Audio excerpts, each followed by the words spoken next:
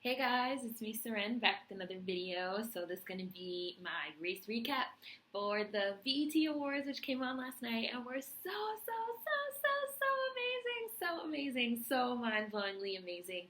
You guys know I don't have cable, but I watched them on the internet thanks to you guys on Twitter that got me links and streams and the people that were posting up the videos on Twitter and Tumblr and Instagram. The first 20 or 30 minutes I watched through social media before somebody sent me a link to a stream. So shout outs to you guys, y'all the real MVPs, because I'm so glad I was able to catch the BET Awards because they were so good. So of course the main highlights of the night, the amazing Prince tributes, which I'm actually gonna I want to go through each one individually. So the amazing Prince tributes, Beyonce's opening with Kendrick Lamar and Jesse Williams, aka Activist Bae, aka Unproblematic Bae. Jesse Williams has been my activist babe for at least the last 3 or 4 years now. His amazing speech when he accepted his humanitarian award. Now for me, those were the three, and it seems weird to say three, but those were the three main highlights of the night. I know a lot of people also really loved the Hamilton thing, the Hamilton opening. I haven't seen Hamilton, and I'm not one of those Hamilton head fanatics. I don't really know much about Hamilton except the basic premise of the story and the casting and all that stuff. But the details with the songs and stuff like that, I don't really know. But I know that a lot of people also loved. They did a Hamilton rendition of Down in the DMs, which people were losing their minds over. So if you're into that kind of thing, I'm sure you also enjoyed that. But for me personally, the Prince tributes, Beyonce's opening, and Jesse Williams' speech were amazing, even though I feel by the end of the night, Beyonce's opening was overshadowed. Beyonce's opening was really overshadowed. I was posting on Instagram today, some of my favorite things from the show, and I posted, 3 video clips of Jesse Williams' speech. I posted a clip from Jennifer Hudson, a clip from Bilal, a clip from Maxwell, Sheila E., of course, and then the very last post that I put was a picture of Beyonce and Kendrick Lamar, and my caption was oh yeah, they were there too, because it was almost an afterthought, because since they were the opening and the show was 3.5 hours long, by the time it got to the end, I had almost forgotten. So, but we could start there. So, Beyonce's opening, I don't like Freedom. You guys know I said in my Lemonade video that I didn't like Freedom. Freedom was my least favorite song. It was my least favorite song on Lemonade. I think it's really just loud and jarring, and you guys know that Kendrick Lamar is on my bad side.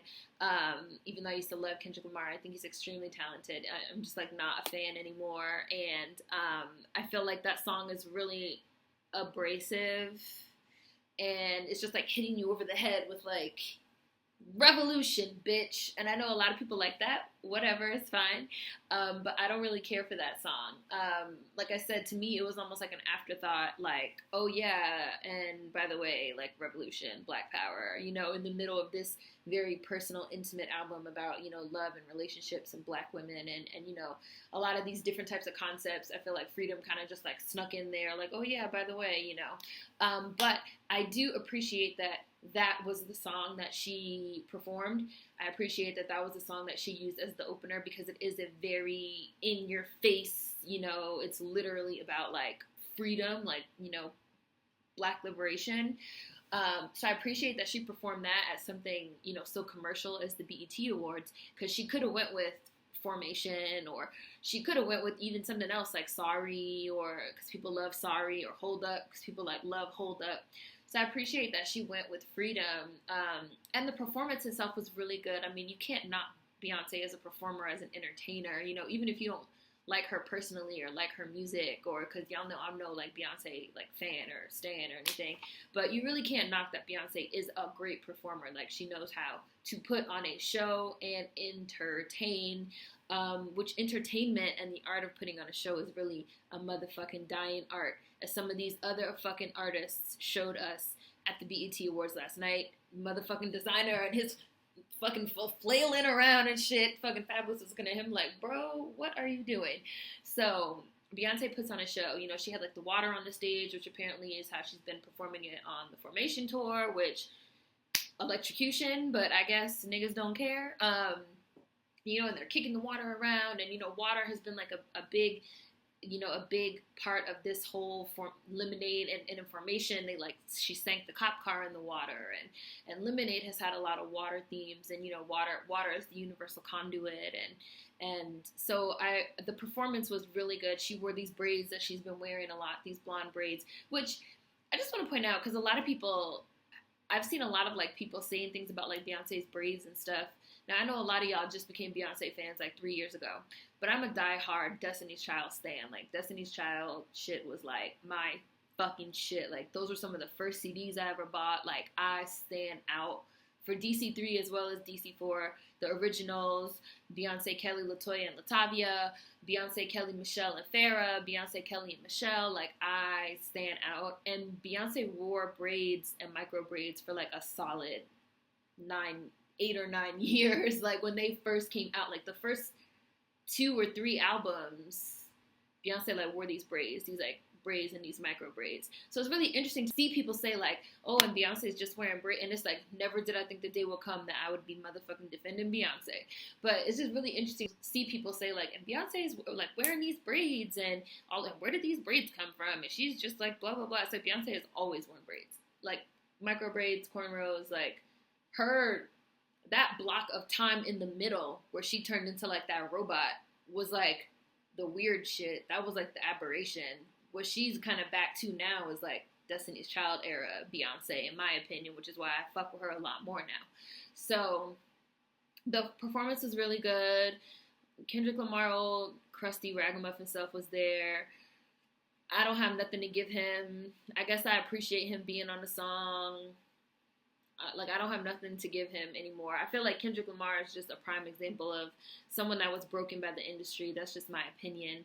I feel like, Kendrick Lamar came out and he had a vision, and he had this really powerful presence and ideas, and he wouldn't show up to interviews if he didn't like something that white people said to him, and then he didn't get those Grammys that first year. They gave Macklemore all those Grammys, and they I feel like that was his Negro wake up call, and they forced him into this box to kind of play these games, and I feel like he's still playing these games to this day, and I personally can't rock with it. But I mean, as far as the performance went, he did a good job. He performed his little verse. They kicked water at each other, which people loved. And like I said, I'm glad that they did choose that song to perform, because it is a very in-your-face song, and it was a good opener. It got the energy up, it got the crowd hype. It was a great performance. It was a really good opener, and I'm glad they performed that song. Now, right after they performed that song, Beyonce left. She had to leave. So she ended up winning an award later on for Best Music Video for Formation, which I was really glad she won, because I felt like she deserved it. Even though I do love the video for Work with Rihanna and Drake. I did love that video, but y'all know that I fucking love the Formation video. I've watched it a million bajillion times. And her mom, Tina, accepted the award for her. Miss Tina accepted the award for her. Now, Tina said something really, really interesting. She said, my daughter had to, she had to leave right after her performance and hop on a flight to go to London for a show in London. But she really wanted to be here because that was how important it was for her to be here and for her to perform and for her to support, her own people and to support, the people that have been supporting her since she was 15. Because when Beyonce came out with Destiny's Child at 14 or 15, Destiny's Child music wasn't getting played on no MTV. Destiny's Child music wasn't making pop music. They were making hardcore R&B shit. They were on Smart Guy and shit like that. So the Beyonce as we know her now, that white people are so in love with, this is a new recent phenomenon. So I thought what Tina said was really, really sincere.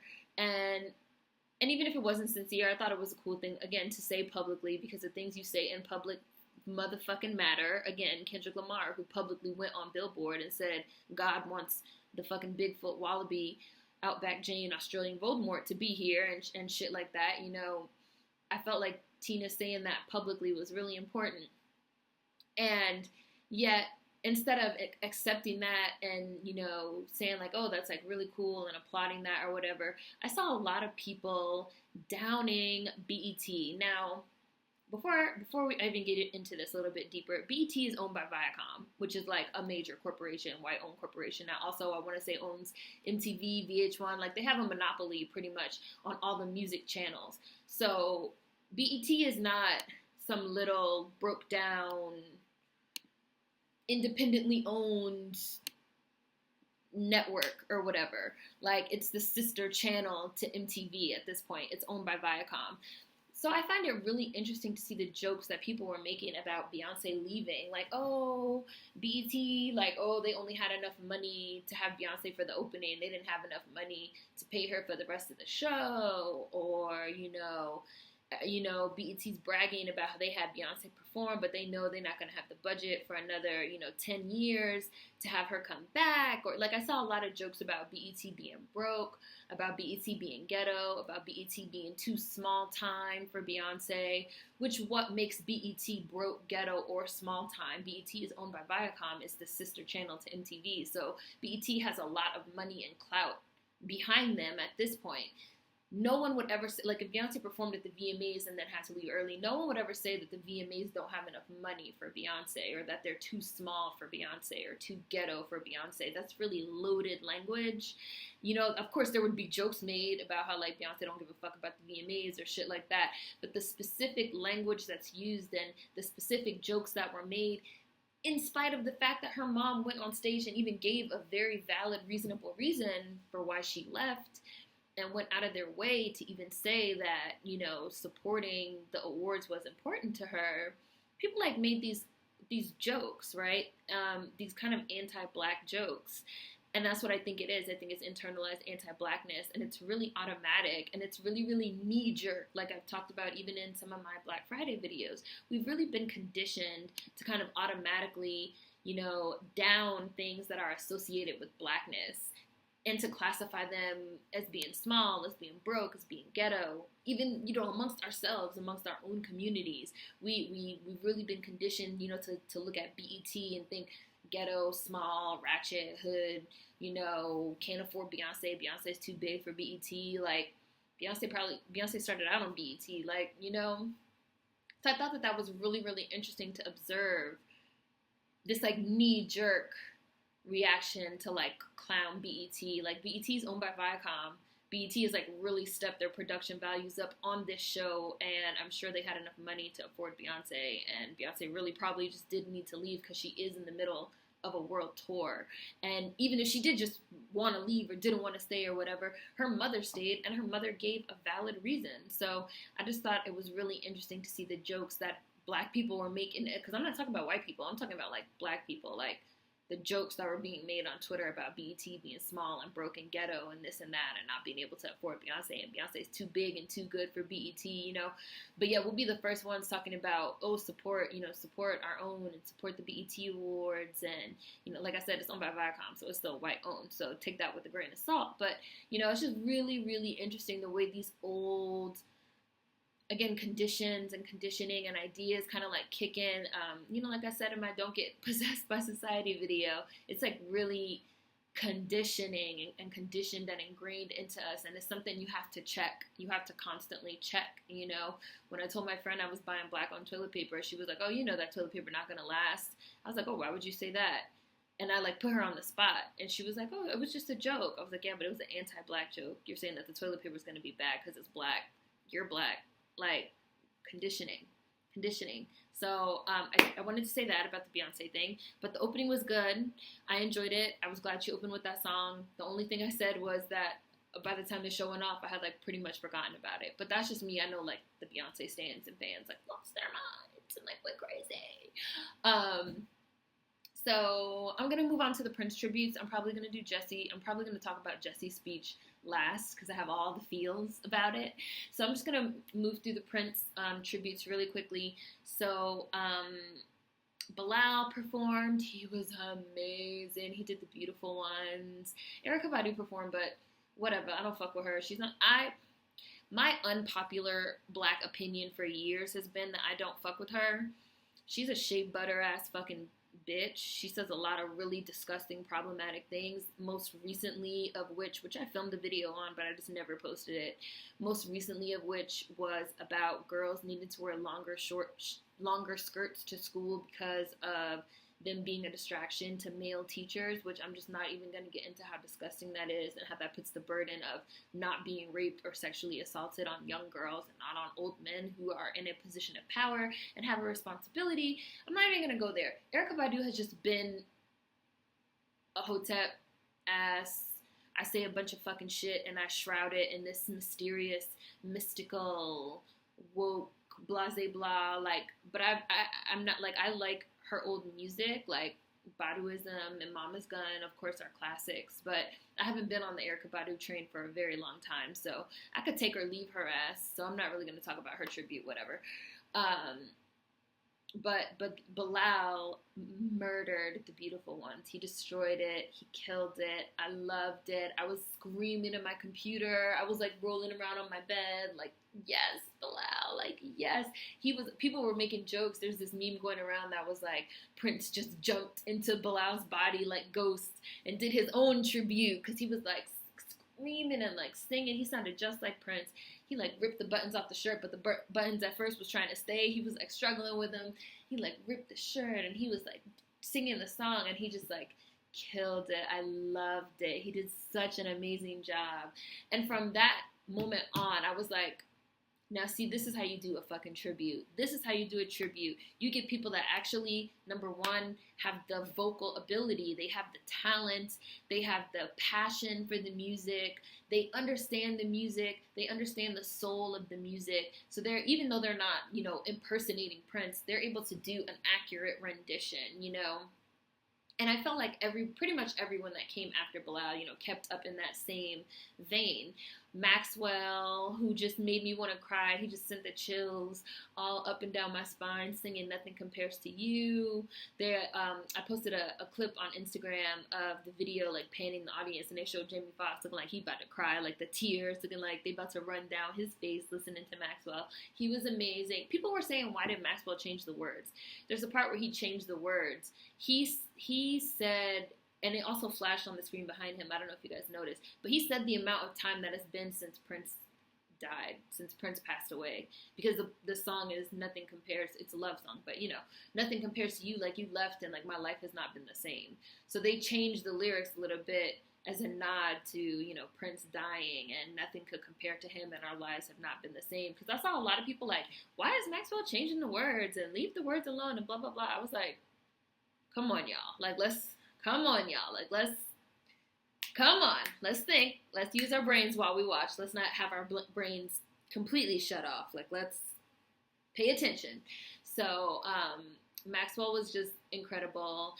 So, I saw Tori Kelly for the first time. I thought she was just some white girl, but apparently she's not white. Apparently she's white passing. Her father's an Afro-Latino. I Googled her and I saw that she, like, posted some pictures of her parents. So, I thought she was a white girl. And that was my first time hearing her sing, and I wasn't impressed. People were talking about she was holding back and this, that, and the third. I don't know why she thought she needed to hold back with Jennifer Hudson and Stevie Wonder, but, you know, hey, whatever. I won't be checking for her ass again. I was not impressed.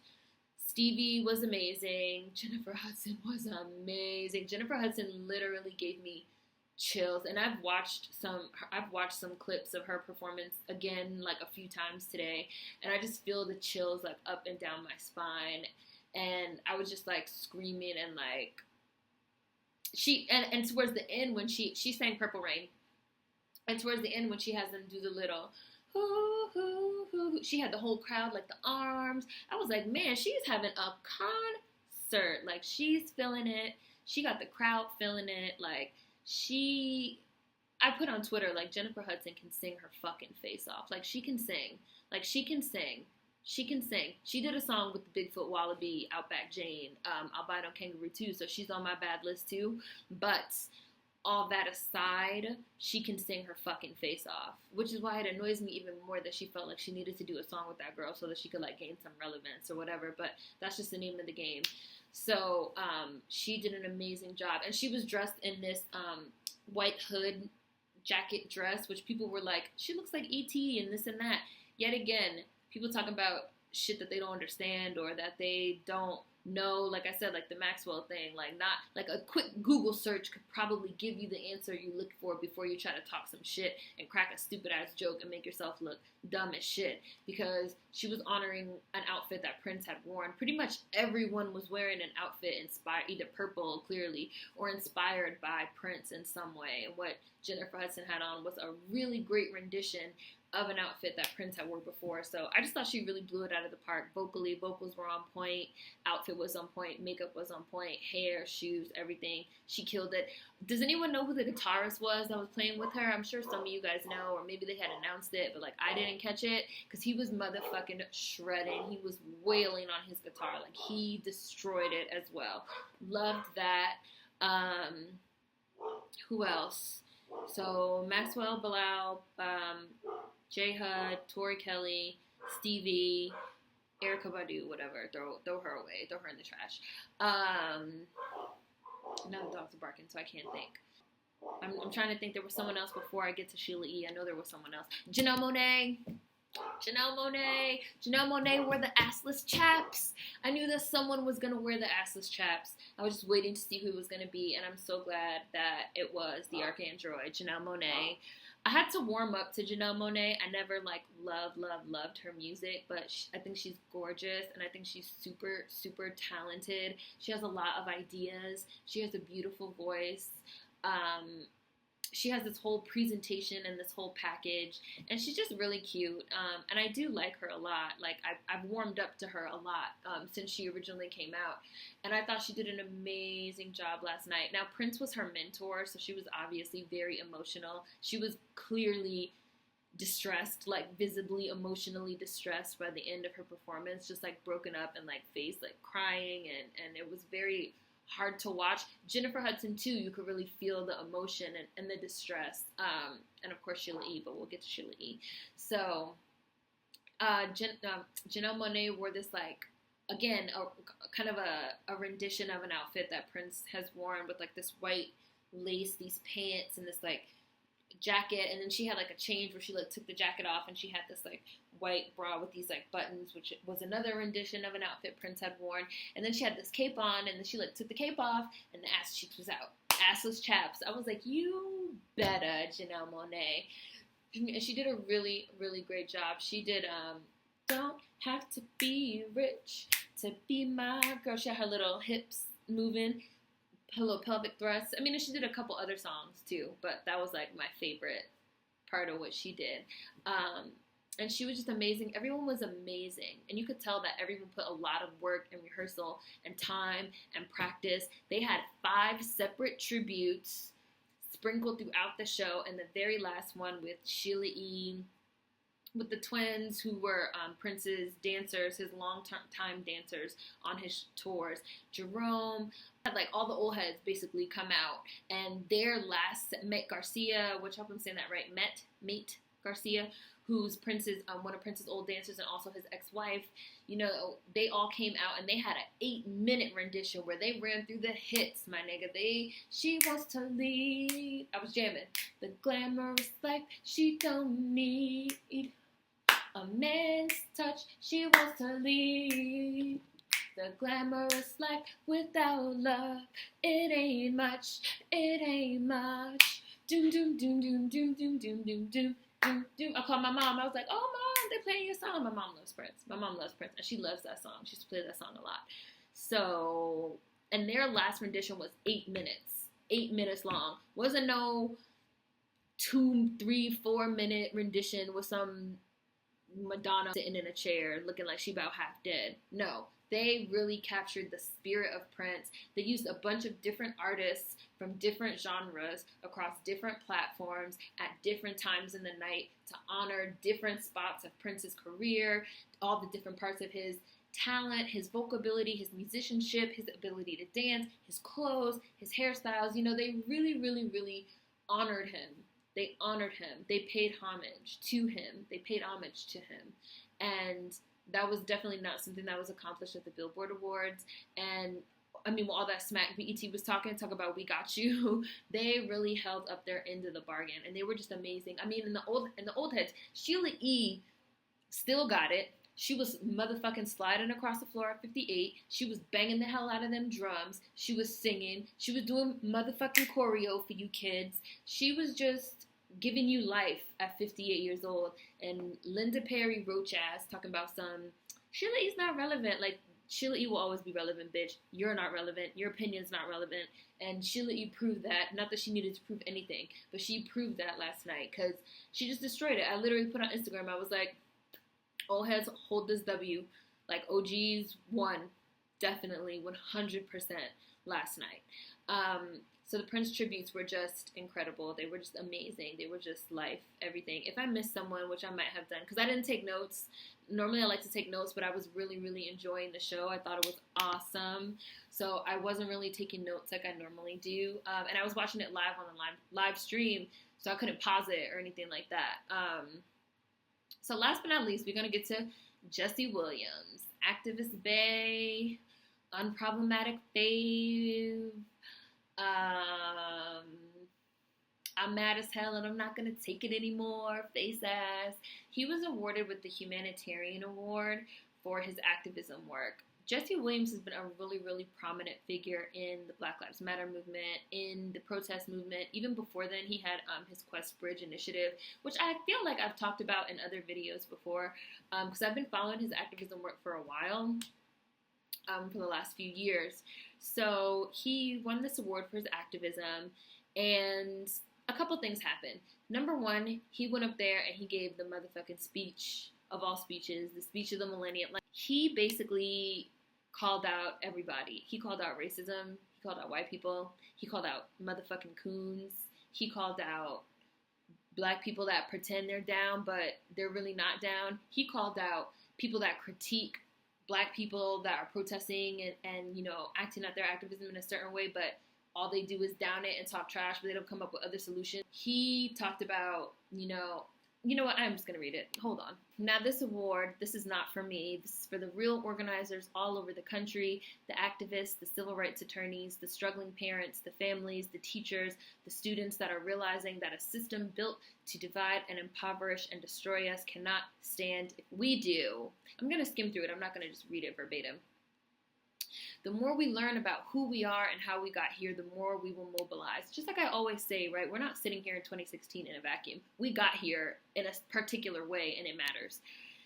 Now, this is also in particular for the black women who have spent their lifetimes dedicated to nurturing everyone before themselves. We can and will do better for you. And I love this dialogue, this conversation that's being had on a national platform about the value of black women. We saw it, of course, in Lemonade. We saw it in Roots, which I've spoken about. We've seen it with Jesse Williams. This conversation about the importance of black women and the importance of what we do and the importance of us motherfucking being here and just like what we do for our communities and the way that we hold everything together. I love to see this conversation. Now, not to say that Beyoncé was the first person to talk about this or that Jesse was the first person to talk about this or that Roots. Not to say that at all, because there have been many womanists as well. I will also say feminists, but mostly womanists. I prefer to use the term womanist for black women activists that have really been doing the work, and it's nice to see them being recognized. And it's just nice for all of us to be recognized. What we've been doing is looking at the data, and we know that police somehow manage to de-escalate, disarm, and not kill white people every day. So what's going to happen is, now when he said that, he had the, I don't have nothing to hold.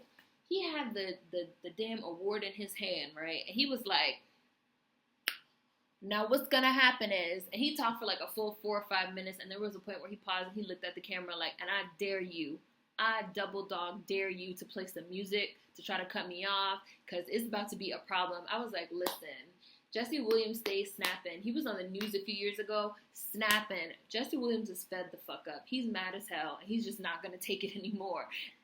He was like, so what's going to happen is, we're going to have equal rights and justice in our country, or we will restructure their function and ours. Like, this is the epitome of no justice, no peace. This is the epitome of we're going to get ours or ain't shit going to run properly in this country.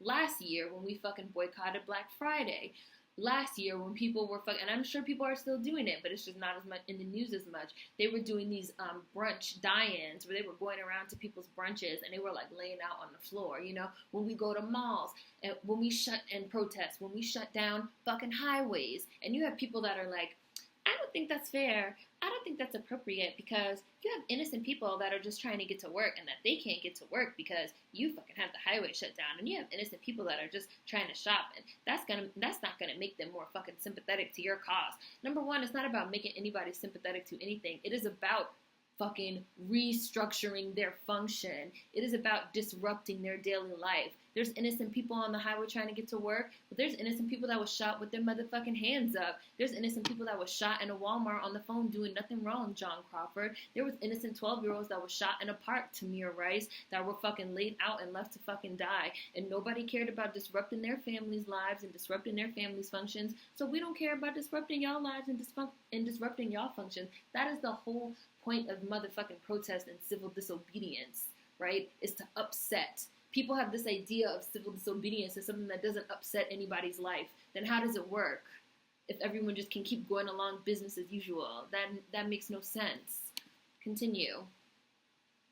Now, I got more, y'all. Yesterday would have been young Tamir Rice's 14th birthday. So I don't want to hear any more about how far we've come when paid public servants can pull a drive-by on a 12-year-old playing alone in a park in broad daylight, killing him on television and going home to make a sandwich. Now, as soon as he brought up Tamir Rice's name, I literally screamed. I was like, Jesse Williams did not come to play with you hoes. He's motherfucking naming names. He's here to make you uncomfortable, bitch. Now, mind you, BET aired on all the Viacom networks. That shit aired on MTV. That shit aired on motherfucking Nickelodeon. That shit was on every channel with Jesse Williams giving out this realness. And it was black people in the fucking audience that was uncomfortable as fuck because he was talking to y'all too. Keep going. Tell Rakia Boyd how it's so much better to live in 2012 than it is to live in 1612 or 1712. Tell that to Eric Garner. Tell that to Sandra Bland. Tell that to Dorian Hunt. Now at this point, I had my hands in the air. I was at the church. I was at the Church of Jesse at this point. I was live tweeting the whole shit. I was like, Jesse for president. I will vote right now. People was talking about they're gonna write Jesse's name in on the ballot. The thing is though, and this is when the shit got real. This is when the shit got real, motherfucking real, because he was really addressing all those rich motherfuckers sitting in that room, rich black people that motherfucking like to pretend that since they got out the hood and that they getting money now, that shit doesn't fucking affect them anymore, which I've made multiple videos about. Common, we looking at you. Pharrell, we looking at you. Michael B. Jordan, we looking at you. Kendrick Lamar, we looking at you. Motherfucking Kevin Hart, who just had an interview just last week. I personally feel like Jesse was talking about Kevin Hart specifically, because Kevin Hart just had an interview talking about he don't subscribe to race and he don't subscribe to racism and he don't play the race card and he doesn't buy into that, because once you start buying into that kind of thing, you know, that dictates where you can go in your life. Like, no, nigga, just because white people like you as they little dancing sambo right now doesn't mean they will ever forget that you're fucking black. That's why you have to play a fucking tap dancing coon in every single movie, Kevin fucking Hart. Anyways, the thing is though, all of us in here getting money, that alone isn't going to stop this.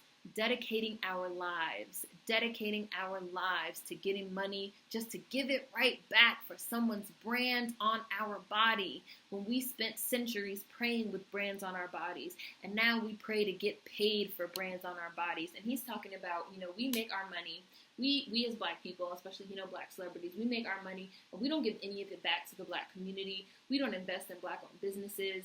We don't angel invest in up-and-coming startups. We don't support black-owned clothing brands. We give it right back. We give it right back to white corporations and white conglomerates. And we build this. And I have a video coming on this, because I have a video coming on Kanye where I'm really going to go into this in depth, because I have a video coming probably this week, maybe Thursday, on Kanye West's famous video where I talk about that, where I talk about, you know, how people like Kanye West, for example, have this, you know, power and this platform to create cultural currency around brands, around ideas, around, you know, companies, and how for the most part they do that with these white brands and they don't support enough black art and black entrepreneurs. And I'm going to go in depth, but that's really what Jesse is talking about. We don't invest back into our own communities. When we get money, we don't support each other. We just run to give everything to white people. And again, a lot of this, I feel it goes back to integration.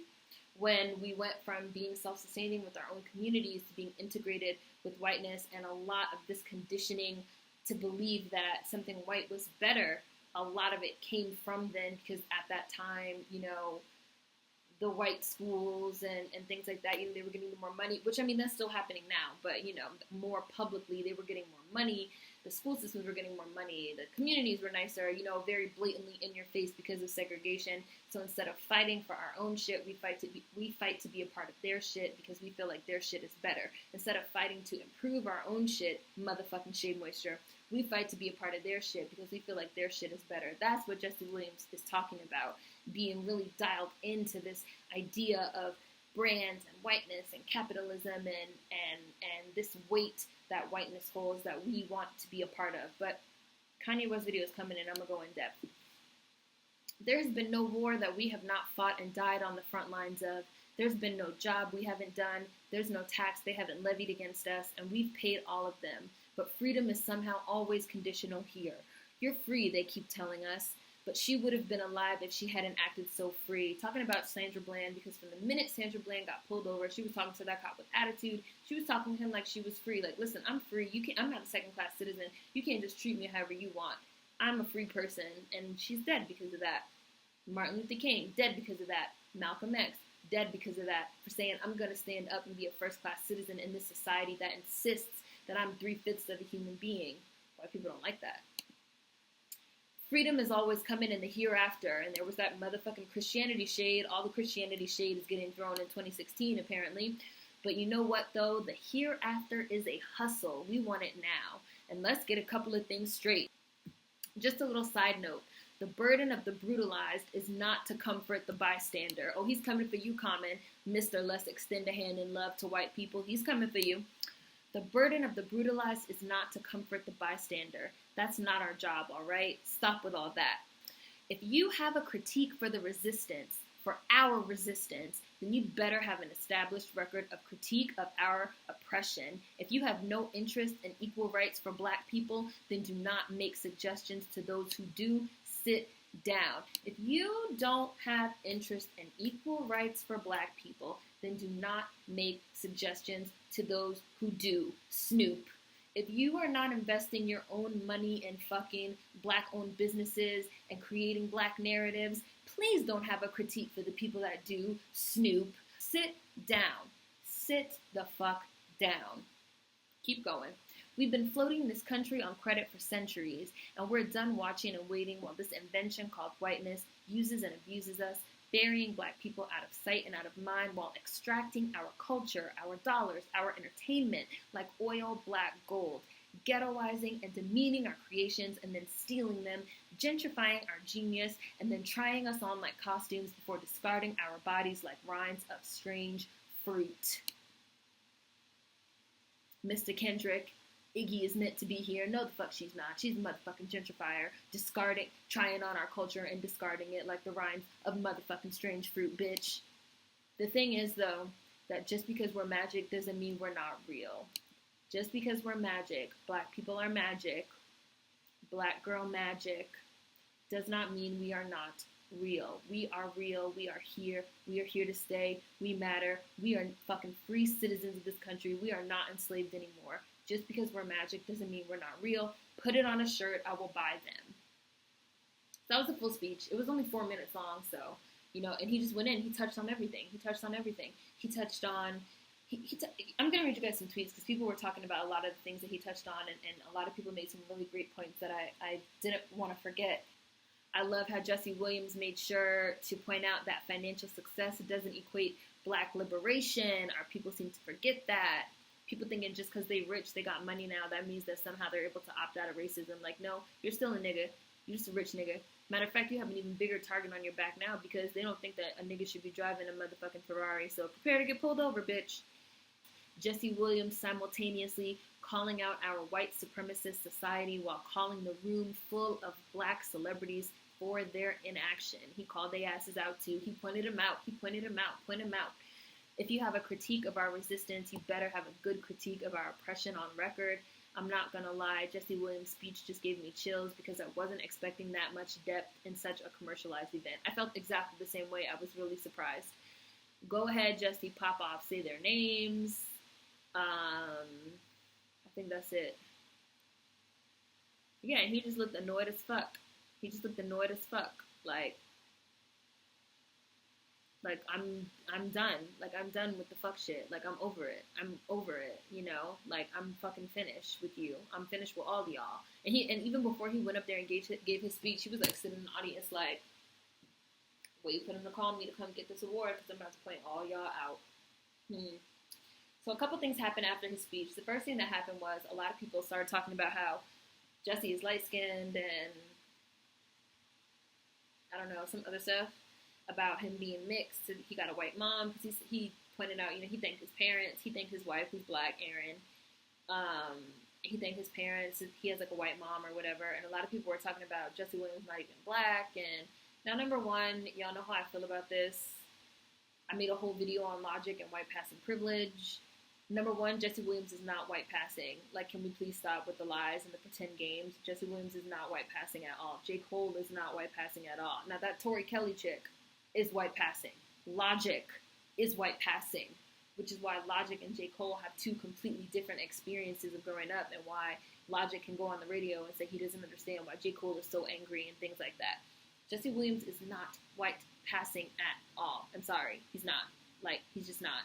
And I'm sure that his growing up being perceived as a black man in this country, which he is, had a huge impact on, you know, his attitude and his ideas and his ideology and the way that he thinks. Now, am I sitting here pretending that he didn't get a certain amount of privilege because he's light-skinned with blue-green eyes? No, and freckles, you know, no.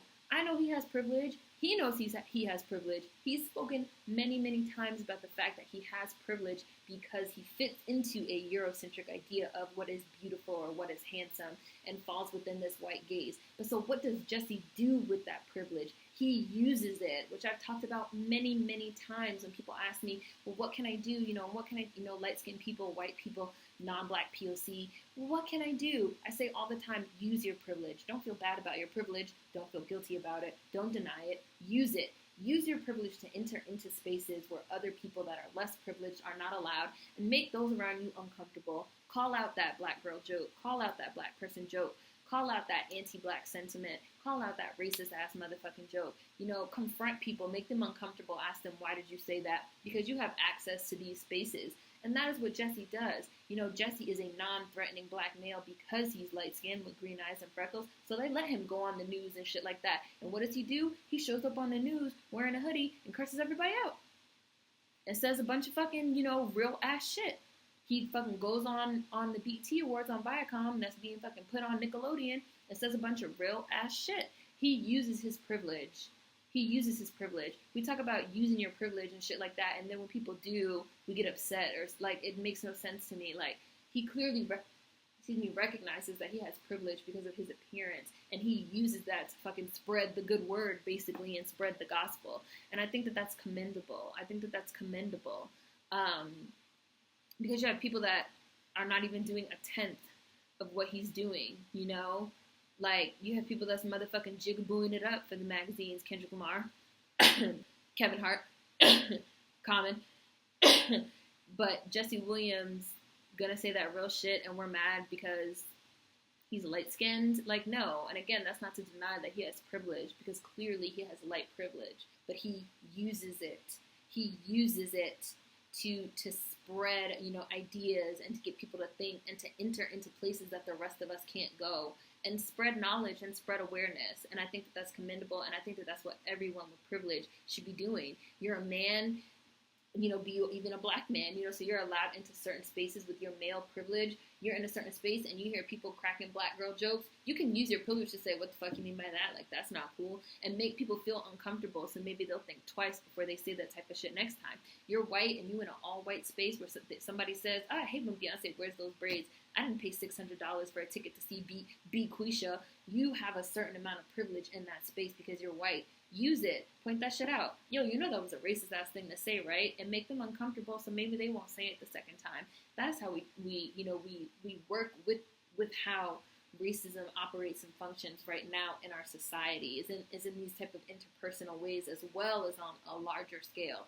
I talk a lot about how activism is like a car with a bunch of different, cogs in the wheel and the engine and the brakes and the steering wheel and the lights, and everybody has their role to play. And if you consider yourself to be an ally and you're a non-black person or you're a light-skinned person with a certain amount of privilege, use it. And I feel like that's what Jesse Williams does, and it's awesome. And it's just silly to me to say that he can't do that. I don't know, whatever. That's what I have to say about him being light-skinned and this, that, and the third. And I mean, and I'm not even entertaining this idea of he's mixed, so he's not black. Because number one, as I've spoken about in my Roots videos, your average black American is mixed in the sense that the vast majority of us are at least a quarter white anyway, just because of the way that slavery went down. So, by a lot of these standards and definitions, we're all mixed, and ain't none of us black. And, I feel like I said in my Logic video, privilege, white skin privilege, light privilege is all about how you look. And Jesse Williams doesn't look white, so I don't know what y'all are talking about. So that's what I have to say about that. Also, Justin Timberlake put his whole foot in his mouth, and this fucking boy finally got canceled, which I've been waiting to happen for years. I haven't fucked with this fucking boy for years. I have not fucked with Justin Timberlake for years. I don't like the way he threw Janet up under the bus, because Janet was damn near my namesake. I was almost named Janet. Like, I loved Janet. I loved Michael. Like, I will fight you over the Jacksons.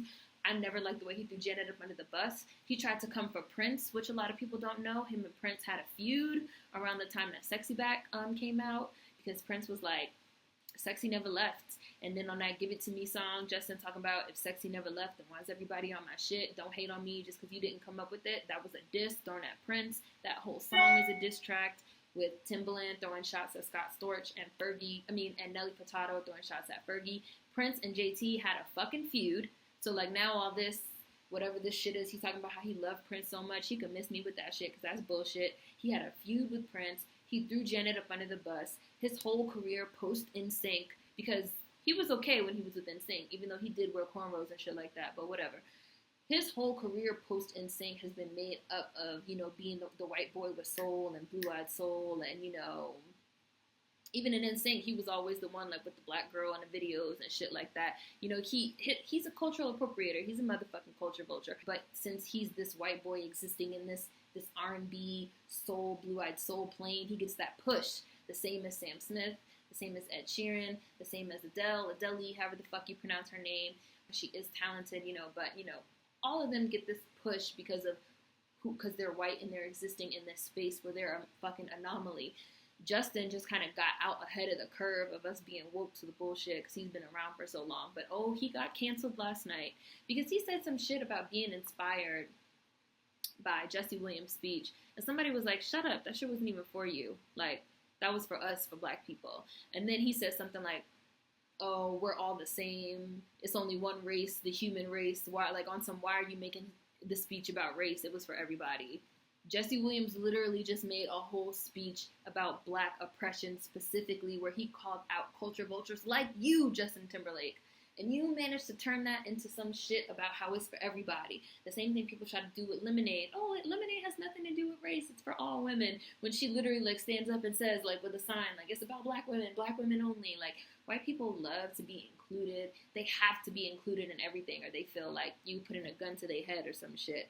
So the roast of Justin Timberlake commenced. And it turns out a lot of people hated this dude in secret. So I'm going to read you guys a couple more tweets, and then I'm going to close out this video. So long, but I had a lot to talk about. So, Justin Timberlake. Jesse was clear last night. Justin proves white privilege is ignorance, selective hearing, selective interpretation, and willful disconnect. That was from the Trudes, Trudy, who you guys probably follow. She's a big Twitterer or whatever, tweeter. And I love that she said that, because it's true. White privilege is about hearing what you want to hear. It's about shit going in one ear and coming out the other. Jesse Williams literally stood up there and talked about black liberation specifically and culture vultures. And a culture vulture said he was so inspired, and then went on to say that there's only one race, the human race, so the speech was for everyone. No, shut your selective hearing ass up. Justin is the perfect example of white allyship as utter bullshit, superficiality, and erasure driven by consumption and appropriation. And I thought that was important too, because you have a lot of people, not just white people, but also a lot of non-black POCs that feel like they are allies, but they're not really listening. They're not really paying attention. They're not actually, engaging with what's actually going on. They're kind of like surface level. They're white liberals, and I like to say that, a white liberal is the same as a conservative, except the conservative will shoot you in the head and the white liberal will stab you in the back. They're flip sides of the same coin in that they don't really care about you. They just want to pretend that they do. The worst part, Justin was inspired by the performance of Jesse's speech, consumable blackness. He didn't listen to those words and meaning. He just saw a black person standing there talking, getting a bunch of like cheers and he liked that. He wanted to be a part of that moment, so he put out some tweet about being inspired. But you really didn't have any understanding of what he was actually talking about. And there's a lot of people that want to be part of our moments that react in that way. I know exactly why he was inspired, yet didn't hear a thing. Like whites watching Orange is the New Black, which I have not seen this new season yet, but I heard it's crazy. Like whites watching Orange is the New Black and inspired, yet ignore state violence in real life. He's both comedic and vapid, and I'm so bored by the Justins of the world trying to play woke but don't listen. Again, it's something that they play at. Just like when you're talking to these people on the internet and you're arguing with them and and they're talking about, well, prove to me this and prove to me that, and if you can't prove, then I win. Like as if it's a game. It's a game to be won or lost. It's a verbal exercise. It's an exercise. It's a brain teaser. It's not. For us, this is real life. These are real issues. For them, this is something they're observing from the outside looking in. So for a lot of them, they just can't grasp it, but they want to be a part of it. So they'll put some bullshit ass tweet about being inspired when they don't understand none of what just happened. Like someone literally said to Justin, like, "Oh, that wasn't for you," and Justin said, like, "Oh, you sweet soul, the more you realize that we are all the same, the human race, the more we can have a conversation." And Mickey Kendall Corinthio, who I've mentioned before, said, "So now that Timberlake spit this condescending bullshit, can we stop pretending he gives a fuck about black people?" JT played the one race, the human race card not 20 minutes after claiming to be inspired by a black rights activist. I'm screaming, It was just like very much like, dude, what? Like, shut up. Like, shut up. White people can never just zip it. Like they pretend to be for us. They pretend that they understand, but really they don't. It's that same liberal, all lives matter fuck shit. And it's fuck shit because it rests on the false notion that we are all the same. And we are not. And we are not sitting here in 2016 in the places that we're in because we are all the same. So it's just like really radically ignorant to say that we're all the same, especially right after a speech like Jesse Williams. So Justin Timberlake is finally canceled. I'm so happy because I really haven't been here for him for like the last 8 years. Like I have not been here for him, period. So that's my race recap of the BET Awards. I know it's super long. A lot of shit happened. I read Jesse Williams' speech in full. For anyone that missed it, there will be lots of links in the description box. Food for thought as always. Let me know what you guys think in the comment section. See you next time. Kanye video on Thursday or Friday. Peace.